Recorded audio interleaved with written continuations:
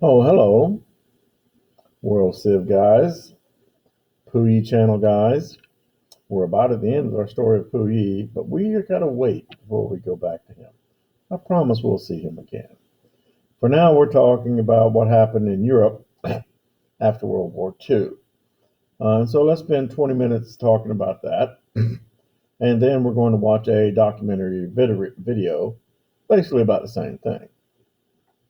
I've always been a big believer in pictures. They do speak louder than words. And moving pictures speak a lot louder. And so, yes, let's begin then, shall we? Let's begin then, shall we? So, Roman numeral 6. U.S. foreign policy took the form of not confronting the Soviet Union directly, but rather to contain Soviet aggression wherever it arose. In fact, this became the policy known as containment.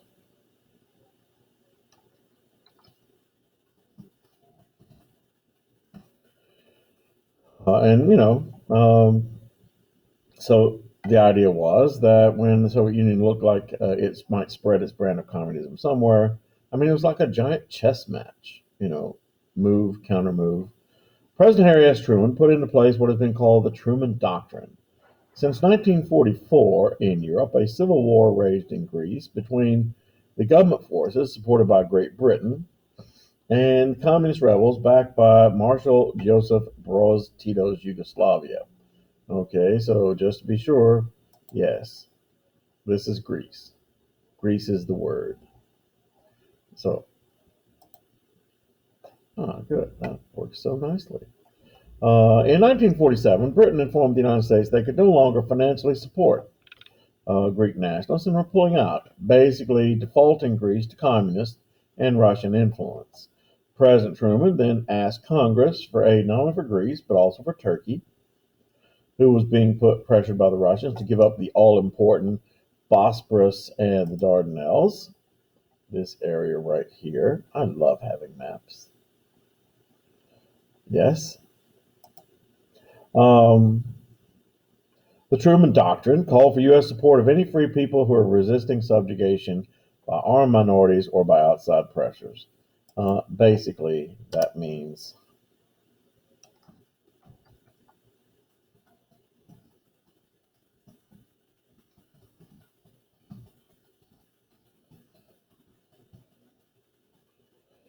yeah, basically that's what he's saying. This aid took the form of military equipment and military advisors. So, another area of immediate concern was about the expansion of communism in Western Europe. World War II had left much of Europe impoverished, out of work, and out of hope, which is an invitation to communism. The plan was called the European Recovery Program, or the Marshall Plan, named after Secretary of State George C. Marshall, which offered broad economic aid. So, how do you remember this? The Truman Doctrine was military, the Marshall Plan was economic aid to European nations based on the condition they work together for mutual benefit. In other words, oppose communism.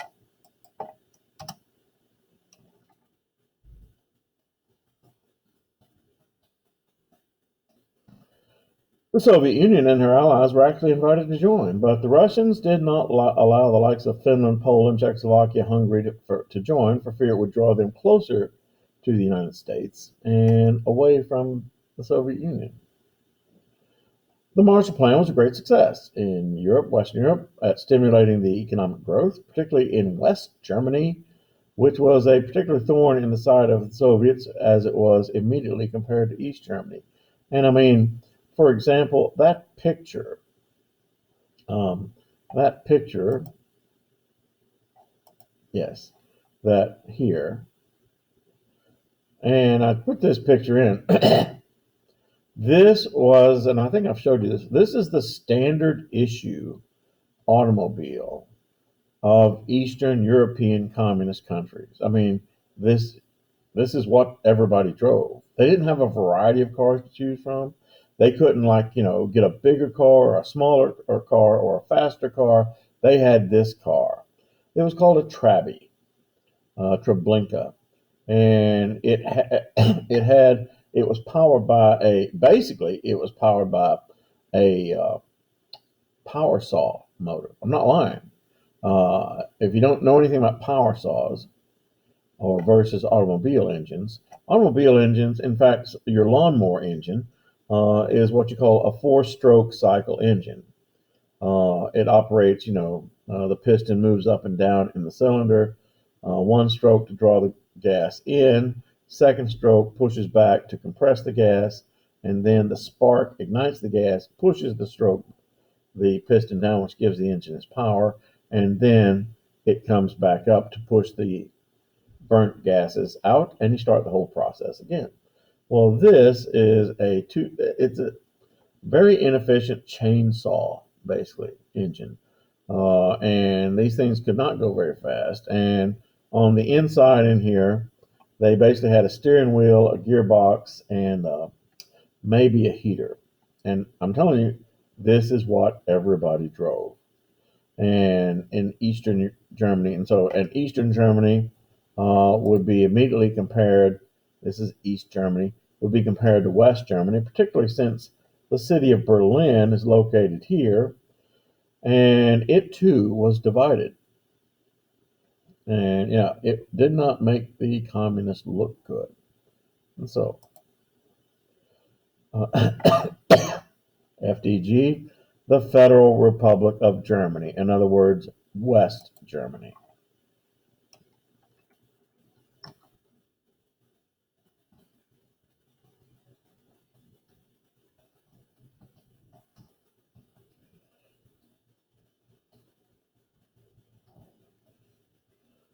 Oddly enough, the DDR stands for the German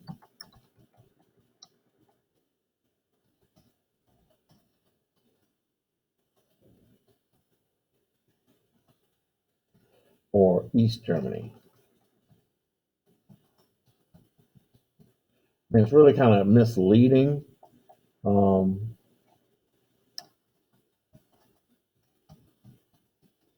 Kind of misleading that the FDG is the democratic country, the DDR is the communist country.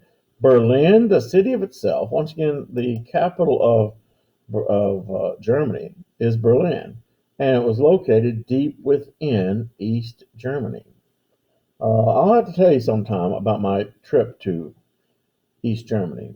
In fact, it was 1989, the year that the wall came down, that we had flown into Munich, and Munich is here, took a train, an overnight train, and we were going to go to Berlin.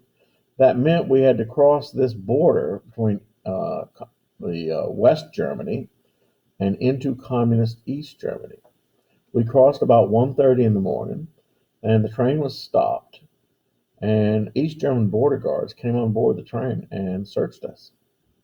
Yeah, it was an interesting time. And they let us go. And then we went all the way here into Berlin, but we stayed in West Berlin, which was democratic. In fact, when I show you this film, you'll understand better. Okay, back to the matter at hand. But the point of the matter is, Berlin, like Germany, was divided as well. The strong Christian Democrat Party, which dominated politics in West Germany and Italy, also helped stifle the growth of communism in those countries. The Soviet Union saw the American sponsored Western attempt to contain them as a form of aggression or an attempt to isolate and weaken the Soviet Union as a world power. In autumn 1947, Joseph Stalin, the leader of the Soviet Union, called together a meeting of all communist parties around the world to be held in Warsaw, Poland. Yeah. Here they organized a communist national group called Cominform, dedicated to the spread of revolutionary communism throughout the world. Communist parties in Western countries ceased to cooperate with non-communist parties and took more of an aggressive, hard line. In February of 1948, communists had the liberal foreign minister of Czechoslovakia, Jan Masaryk. Czechoslovakia, map time. This is what first began as Czechoslovakia. I've been to the Czech Republic. Be amazed. Murdered and forced the president, Edward Beneš, to resign. The Soviets then tightened their grip on the rest of Europe, All countries in the Soviet bloc, and that means all these colored countries. Um, yeah, were forced to adopt one-party government, close military cooperation with the Soviet Union, the collectivization of agriculture. You say, what does that mean? Instead of allowing people to individually own their farms, the only farming that was done on collective farms, meaning a farm ran by the state, and all the people who worked on it received a salary. Yeah. Communist Party domination in the media, education, and even targeting the Roman Catholic Church as a source of possible resistance. Many of the old, more lenient and liberal members of the old Communist Party were subjected to trials and expulsion from the newer, more hardline anti Western communist governments. The impetus of all of this was probably the actions of Joseph Broz Tito, who was able to retain communism in Yugoslavia but without any Soviet influence of any kind. What does that mean, Horton? It means this. All right, now look at this. And look at all of this that I'm circling with my cursor. Okay. Now, all of this, after World War One and until 1989, all of this was a singular country called Yugoslavia. After World War II, Yugoslavia was ruled by that one guy that I was just talking about, Tito. Now, Tito was communist. However, Tito did not want to be like the other communist states and would not allow the Soviet Union to tell him what to do. And so when he did that, the Soviet Union tightened its grip on all of the other communist states in the Soviet bloc. By the way, to look at this map, all this that's in dark red, this was part of the Soviet Union, the Union of Soviet Socialist Republics. There are 15 Soviet Socialist Republics. On this map alone, there's Russia 1, 2, 3, 4, 5, 6, 7, 8, 9, and there's more to on this side of the map. There's 15 total. These guys in the lighter red, they are supposedly independent countries, but they are part of the Soviet bloc. They're satellite countries. Long and short, they did what the Soviet Union told them to do, mostly. All right. Roman number 8. The division of Germany provided a challenge for both communism and capitalism, as for the first time the two systems would be placed side by side and working in the same ethnic nation for the entire world to compare results. And yeah, I'm going to get up in a minute and draw a map, basically showing you what it looked like. A bad map, but yeah. In fact, let's go back to the map again. Give me a second. I'm going to have to pause. Pause. Okay, pause. And we are back. Now let's go to this map of Germany, shall we? So after World War II, by the way, first of all, prior to World War II, all of this area that is colored, any color at all, besides gray, was what Germany was. Prior to World War II, this colored area, whether it be this kind of off-white here or the other colors, that was what Germany was. Now, after World War II, first of all, this area here got sliced off and became part of Poland. You see, that's a Polish flag. Yay. And now the rest of Germany was divided into a French sector. That's what this is. Don't ask me what that is because I don't know. A French sector, a British sector, an American sector, and a Soviet Union sector. Now, you see this here? This represents the city of Berlin. And can I blow that up? Nope, can't. Guess I can't. The city of Berlin, if you look, has all these colors: the blue, the green, the yellow, and the red. the city of Berlin also was divided into four sections. And that's going to cause the Soviet Union and the East German government problems. So what kind of problems? So let's see. The Soviet Union and the West took two different routes and treatments of post-war Germany. The Soviets treated Germany like a defeated enemy who must be prevented from rising up again by dismantling the German industrial machine. The Germans even claimed the industrial equipment in the western zones of occupation. I mean, the Soviets said, "Oh, Germany invaded us, therefore they owe us big time."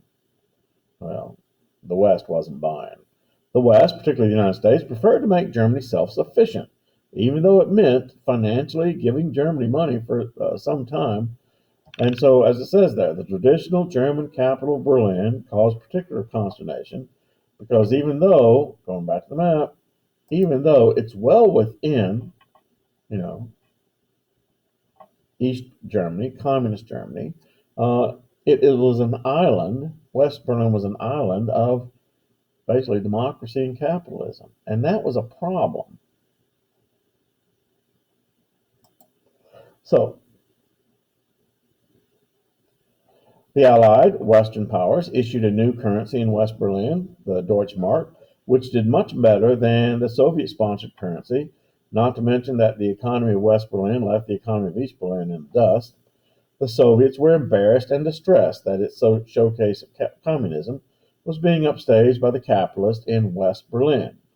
Because, check this out, so keep this map in mind again. Any person who lived in East Germany, who didn't like East Germany, if he could make his way into Berlin, he could slip over here into West Berlin, hop on a plane, fly out, and never come back again. And many people did that. Why? Because, there was more opportunity here. You could buy stuff. You could get a job. So, um, as it says there, any East Berliner could venture into West Berlin, buy anything that he could not purchase in Soviet eastern sector of the city. As it says, some East Berliners merely hopped across town train and didn't come back. The Soviets responded of something called the Berlin blockade. They simply closed off the western zone of Berlin. In other words, any roads or trains going into West Berlin, they shut them down. And once again, this was called the Berlin blockade of the East Germany by shutting off rail and road transport into and out of the city. They hoped to starve capitalism out of the city. They were going to starve the city to death. They didn't believe the United States would go to war over Berlin, and the Russians believed that without firing a shot, they could have scored a great victory and absorbed the entire city of Berlin. In one of the greatest, however, decisions and examples of cooperation in the post-World War II era, the Allied powers began flying in everything that the city of Berlin needed. A city that was bigger than Los Angeles at the time. That meant not just food, but also fuel, medical supplies, and even energy, coal, and gasoline were flown in. Very expensive. May of 1949. It also resulted in the final division of Germany into a Soviet-style East Germany called the GDR or the DDR. G stands for German Democratic Republic, DDR, Deutsche Democratic Republic, and Western-sponsored West Germany, or the FRG, the Federal Republic of Germany. And so we're going to stop there.